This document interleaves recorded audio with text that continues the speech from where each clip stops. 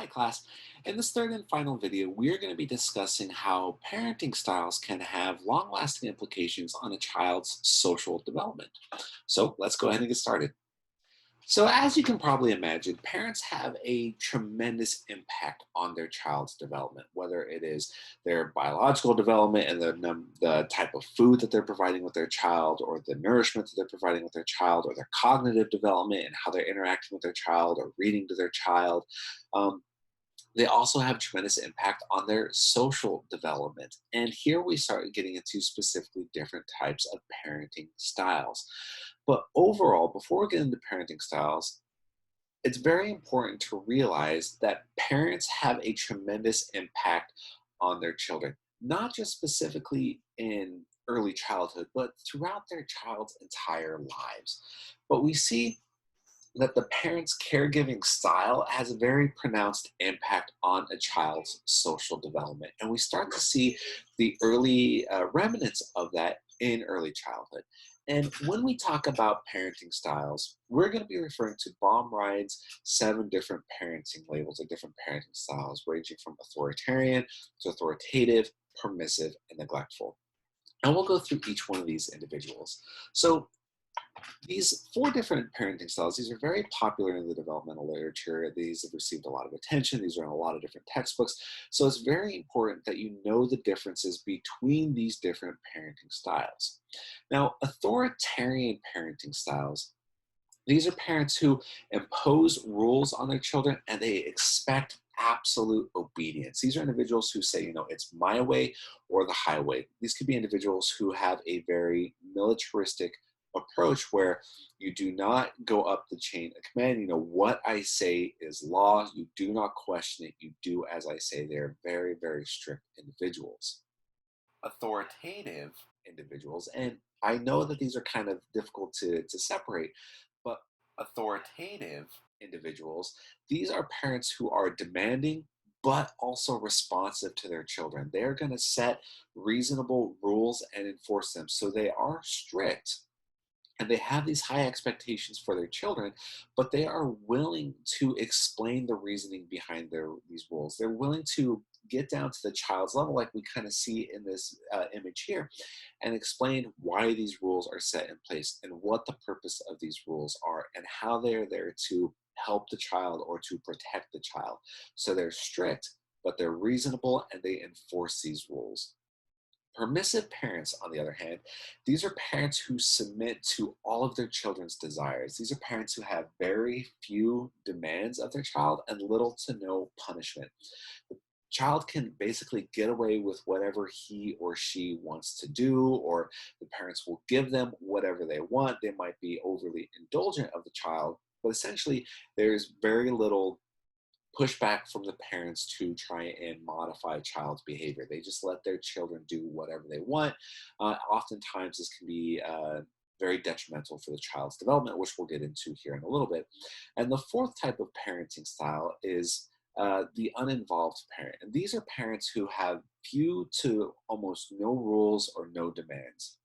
Overall, these are going to be parents who are relatively uninvolved in their child's life, and it could be that they either don't care about being involved in the child's life or they just don't have time. These could be individuals who are incredibly busy with work or career or other responsibilities, and that's just taking them away from being present and involved in the child's life. So another way of thinking of these parenting styles is going to be in terms of demandingness and responsiveness. So if we look at this matrix here, where we have parents who are high on demandingness and high on responsiveness, these are going to be those authoritative parents. These are parents who have very high expectations for their children, but they're going to be responsive to their child's needs and they're going to be willing to meet with their children and let them know these are why we have these rules set in place. Now, parents who are very high in demanding but very low in responsiveness, those are the authoritarian parents. These are the individuals who have the strict rules and they want no questioning, like do what I say, my way or the highway, very, very strict parents. Then when we get into low demandingness but high responsiveness, these are those permissive parents. They are there for whatever their child needs. They're very responsive to their child's needs, but they have no demands or rules or expectations for their child. They basically just let the child do whatever they want, and they're there to do whatever the child needs done. Then when we get into very low demandingness, very low responsiveness, this gets into that uninvolved or rejecting, neglecting type of parents where they're not involved in the child's life for whatever reason. Either they don't care to be involved or they don't have time to be involved. They have very few demands and they are not very responsive to the child at all. So hopefully this is another way of trying to break these down and keep these in mind, because I know that authoritarian, the very strict, unreasonable parents is easy to get that confused with authoritative, who are also strict, but they're more responsive and they're more understanding. They're more willing to meet the child where they're at. Now, something that I want you to consider is, which parenting style do you think allows for the highest self esteem, the greatest self reliance, and the greatest social competence? And as I've done in previous videos, I encourage you to pause and think through this. But ultimately, what the research is saying is that authoritative parents tend to be the most beneficial for these different aspects of social competence, self-esteem, self-reliance. And the reason for that is that these parents are providing with their children with both love and limits. They're they're letting their children know that I am responsive, I'm here if you need me, I'm here for you. But there are also limits set in place to protect you and to set up boundaries. And they also learn, children are also able to learn in these types of parenting styles to structure and evaluate their own behavior. So they're able to kind of take a step back, like, well, was what I just did, was that okay? Was that wrong? And with this authoritative parenting style, they're able to kind of adopt and internalize these norms and morals and values. Now, more recently, we've seen that there is this development of different types of, parenting styles or parenting labels that we're starting to see in the media or in popular culture. And the most recent one is something called a lawnmower parent. And this came out, I think, about 1 or 2 years ago. But with this term and these parents, these individuals are doing whatever they can to prevent their child from having to face adversity, struggle, or failure. So if you think of it in terms of a lawnmower, they're going ahead and they're mowing down any potential obstacle that their child might face to make sure that their child has the best path to success. This isn't really an optimal parenting strategy because, as we kind of talked about earlier in the class, that having these experiences of stress can actually be very beneficial for the child, as long as it's not chronic or toxic stress. But having this adversity, experiencing failure, experiencing challenge can be very, very important for the child's development, because they start to learn things like resilience and problem solving skills. And interestingly, I kind of went down this uh, rabbit hole of looking at these more modern parenting labels, and I came across some pretty interesting ones. Another one that I found was the attachment parenting style. And so these are parents, which is more typically tends to be the mother rather than the father. The expectation is to always be around. This is a maximal parental responsiveness. And so here, the goal is to be as close and as connected and as attached to the child as possible. But this tends to create almost an unrealistic expectation for the mother, that the mother has to be there at every waking moment for the child. And this can create a lot of stress for the mother. Another type of parenting style, which I'm sure many of you have heard of, is helicopter parenting. And so these are the parents who essentially hover to make sure that their child is safe and sound at all times. They're there to make sure that everything is okay, that their child needs any little thing, that they're right there to help them. I saw a really great example of this type of helicopter parenting when I was an RA in the dorms at my undergrad.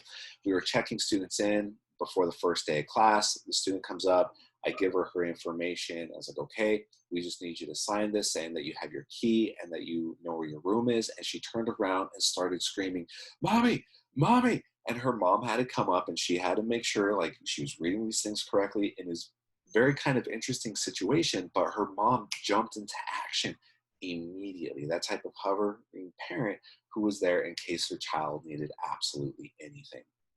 Another type of parenting style, and this one has actually received some criticism in the media, is a free range parent. So these are parents who tend to give their children considerable freedom, that their goal is to teach children how the real world works by exposing them to potential failure. And where I say this kind of gets criticized a lot is that there was this case not too long ago in the news in which these parents were being investigated because they let their children walk to a park alone. Now, the details for this is that the children were 6 and 10 at the time, and they were allowed to walk home from the park. And the park was about, I believe, about a mile from the house, so not too far in a very safe neighborhood. But the police picked up the children. The parents were called into questioning. Child and Family Services got involved because they thought the parents were being neglectful because they had the children walk by themselves. So this can also create a lot of stigma and a lot of controversy, and it's also kind of goes to show that there's really no ideal one perfect way to parent. There are recommended ways to parent, with definitely the authoritative being the most supported by research. But parenting is very difficult, and there's a lot of ways to parent, but there's also a lot of ways to be judged for being a parent. Another type of parenting style that I kind of saw when I went down this rabbit trail was tiger parenting. So these were parents who have very strict rules for their children, and they have these incredibly high expectations for their children, that they are pushing their children to be the absolute best at every single thing that they do, and they want their children to grow up and be strong and fierce. Now, on the surface, this sounds pretty good. Like you want your child to be excellent. You want your child to be a perfectionist. You want your child to strive for success at all things that they do. But this is probably causing tremendous amount of stress and anxiety for the child, especially if they're unable to live up to these expectations. So again, a lot of different ways to parent, a lot of different ways to really kind of impact a child's development through this. Now, with parenting and development, there are also some things I want you to kind of keep in mind with respect to the discipline that parents might be enforcing. And there's going to be a lot of differences, not only in different parenting styles, but also in parental control that can have very long lasting impacts on a child's development. And we see that there are different types of control that parents have. One is going to be behavioral control, and one is going to be psychological control. Now, with behavioral control, this is going to be the process of regulating a child's behavior through reasonable discipline and monitoring. So being very reasonable and responsive to the child. It's not going to be so strict that they're punishing the child unjustly for making any sort of mistake, which all children are going to make mistakes. All children are going to get into trouble. And we see that with this behavioral control, this tends to result in children who are more well behaved and less likely to engage in deviant activities over time. Psychological control, on the other hand, is going to be the attempt to regulate a parent's attempt to regulate their child's behavior through things like manipulation with shame and guilt. And so this also brings up a topic of parent shaming, where parents create these signs that are very humiliating, and they make their child go out in public, and it's a very shame-inducing event. And the research on this suggests that this is really not a good idea, that parent shaming should be avoided because it has been linked to a number of poor developmental outcomes. It's also been linked to things like poor academic performance, association with deviant peers, antisocial conduct. There's even been research saying that intense forms of parent shaming has also been linked to things like post-traumatic stress. So it's really not a ideal situation. So the authoritative parenting styles is something that parents should strive for, and also the behavioral control, where you're working on adjusting the child's behavior and you're not trying to manipulate them psychologically. Now, with respect to discipline, this also tends to bring up a pretty hot topic on the use of corporal punishment or spanking. And this is something where, again, I'm going to let you all know, like, I don't have children, and so I can't really provide you with any firsthand experience. Like, I have my opinions on this topic, but Instead of giving you my opinions, I want to focus more on what the research is saying about spanking and corporal punishment. Now, research suggests that this is not the most effective tool for punishment, that instead of children learning a lesson of what they shouldn't do, they tend to learn uh, they tend to remember the anger that their parent was experiencing, and they tend to remember the pain that they themselves experienced. And a lot of times when parents spank their child, it might be done so out of frustration, and it might be done so out of anger, which can also be a very negative association. But through this process of spanking, the child might make this connection that might makes right. That if you have the physical dominance over another person, where you can get another person to bend to your will, that could be the lesson that children are learning.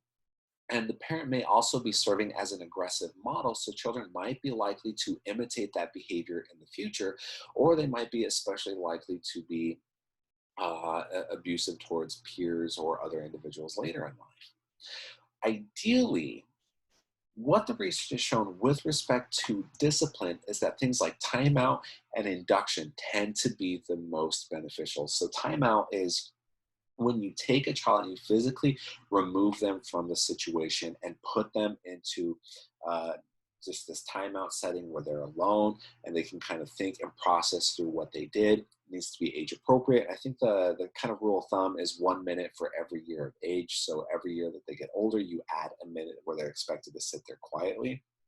And with induction, induction is like we kind of see in this image here, the parent is getting down to the child's level and letting the child know what they did was not okay, and they're talking with the child.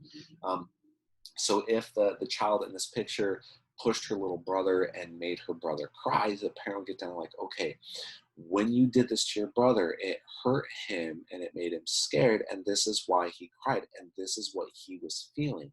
So with induction, it's getting the child to actually think about what they did, and it's very, very helpful in allowing the child to adopt this sense of perspective taking and being able to understand how their behaviors are impacting those around them. And again, parenting is very, very difficult. And if you have kids or if you're around kids, you might learn that one discipline strategy works very well for one child, but if you have multiple children, the discipline strategies are going to be very different depending on the child. My brother-in-law was telling me about how he was trying to uh, discipline his children. That his oldest son is he loves his video games, and so if he gets in trouble, they take away the video games. He'll fall on the line and he'll stop acting out. His oldest daughter is a social butterfly. She loves being out. She loves visiting with people. So if she does something that she shouldn't and she gets sent to her room or put into timeout, that's a very effective strategy for disciplining her. And she'll fall in line and she'll stop misbehaving. With his youngest child, though, he said he has no idea how to discipline her, and they've been trying different strategies. And so one day she was doing something that she shouldn't have been doing, and she was playing with her favorite toy at the time, one of her Barbies. My brother-in-law looks at her and is like, if you don't stop misbehaving, I'm going to take your Barbie away from you. According to my brother-in-law, my niece looked at him, looked at her toy, threw the toy into the trash. And so, what do you do in those situations? It becomes very hard because the discipline has to be something that the child will respond to. And so, it gets very tough. And so, some of the research on spanking is that if you do use spanking or if you spank a child, it should never, ever be done out of anger.